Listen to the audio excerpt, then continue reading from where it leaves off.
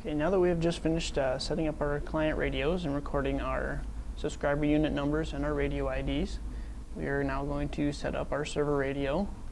So we are going to use an Ethernet cable. It's going to plug into the Ethernet jack on your server radio, and that cable is going to plug into your computer. When you power cycle your server radio, it'll come up with a IP address for your radio.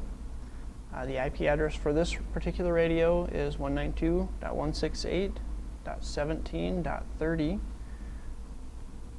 So we're going to need to change our local area connection settings to be a similar IP address to the display so we can connect to the web interface to change some settings. To do that, you'll go down to your local area connection at the bottom right. You'll right click and choose Open Network and Sharing. Go to a Change Adapter Settings.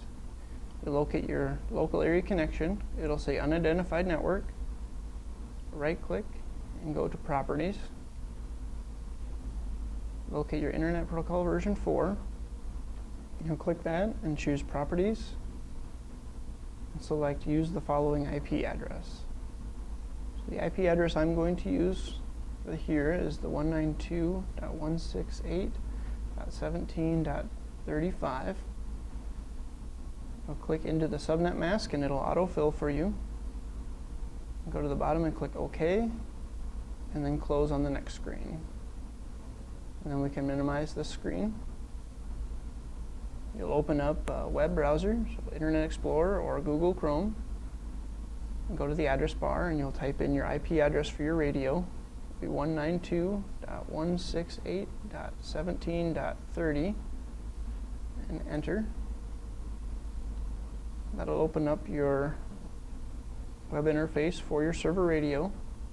At the top, the password is just going to be password, all lowercase. Choose login.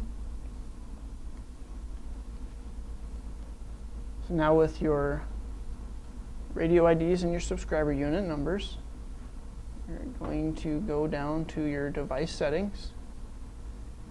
We will set your subscriber unit number 1 and enter in the radio ID.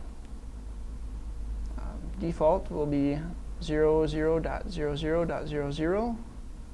We are going to enter in our radio ID for subscriber unit 1 of 00.17.3, B as in Bravo. It is case sensitive, so make sure if the letter is lowercase that you'll also use lowercase in there as well. And then you'll want to check mark that. And then your network number. So we only have one server radio. We're going to need to make sure all our client radios are on the same network.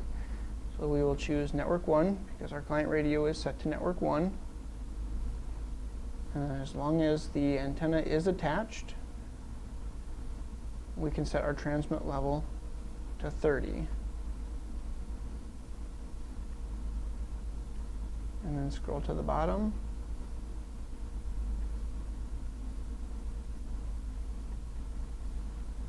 And click on Apply. And then it'll come up with a message stating that it's saved.